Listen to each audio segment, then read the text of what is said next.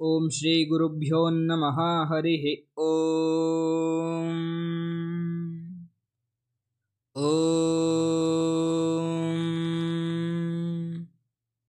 दौष्वप्न्यं द्यौर्जे वित्यं रक्षो अभ्वामरायाः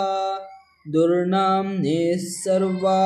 दुर्वाचस्ता अस्मन्ना आशयामसे यन्न इन्द्रो अखनद्यदग्निर्विश्वे देवा मरुतो यत्स्वर्गाः तदस्मभ्यं सवेता सत्यधर्मा प्रजापतेरनुमतिर्नियच्छात् ययो रोजसास्कभेता रजांसेयौ वीर्यैर्वीरतमाशविष्ठा यौ प्रत्येते अप्रतीतौ सहोभिर्विष्णुमगन्वरुणं पूर्वहोतिः यस्येदं प्रदिशि यद्विरोचते प्रचानति विचचष्टे शचेभिः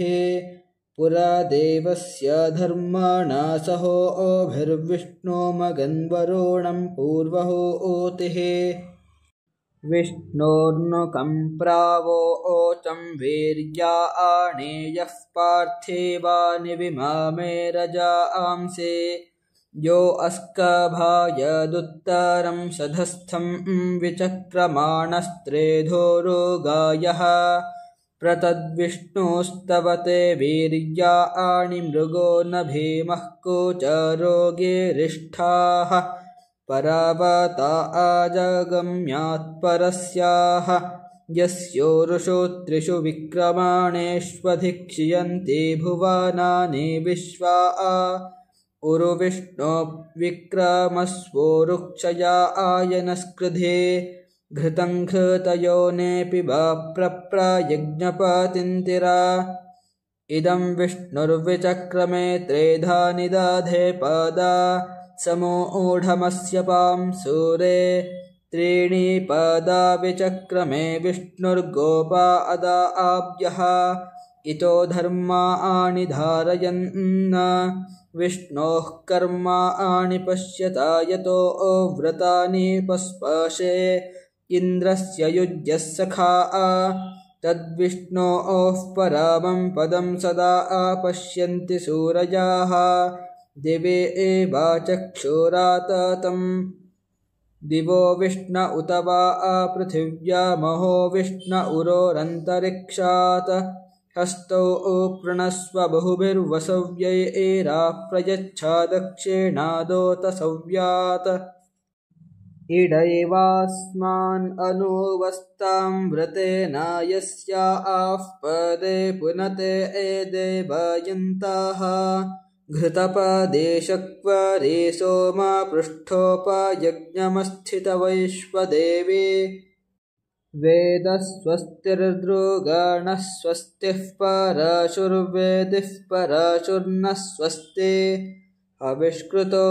यज्ञिया यज्ञकामास्ते देवासो यज्ञमिमं जुषन्ताम् अग्ना विष्णो महितद्वा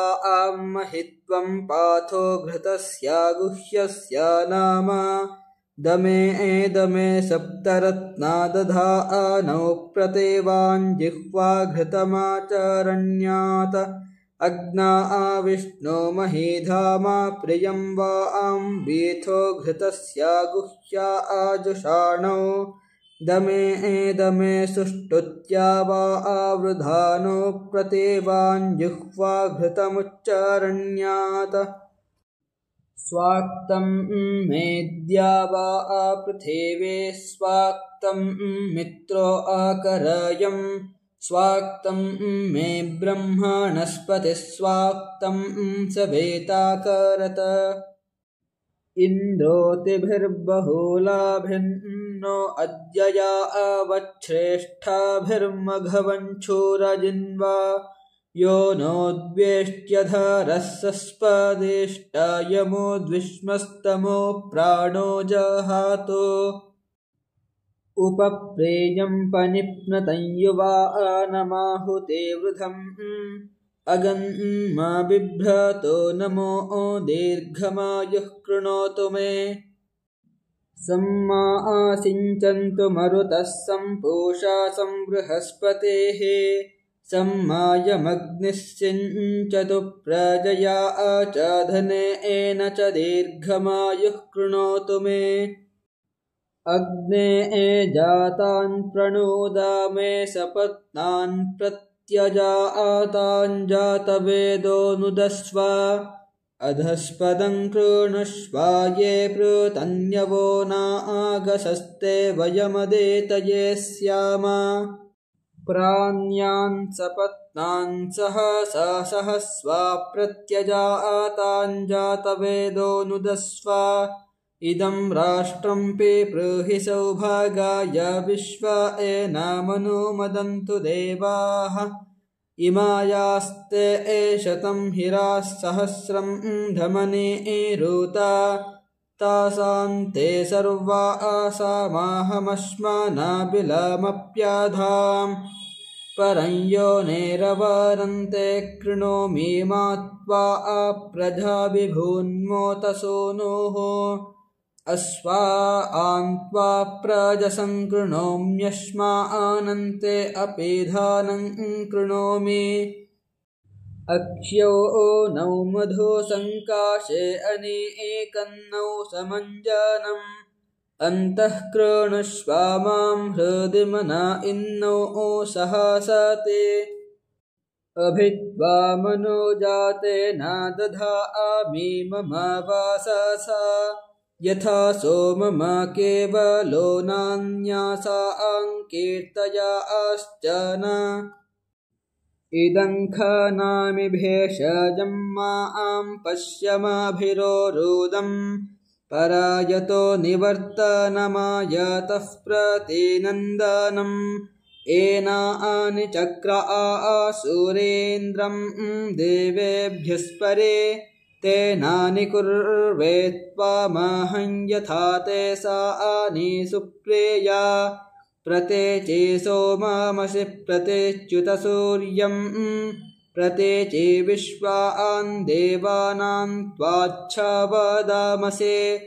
अहं वदामिने त्वं सभायामः त्वं वद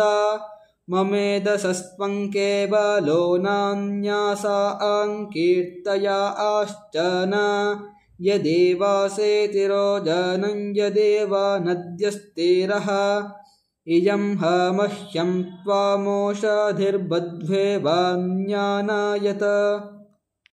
ॐ शान्तिः शान्तिः शान्तिः हरिः ॐ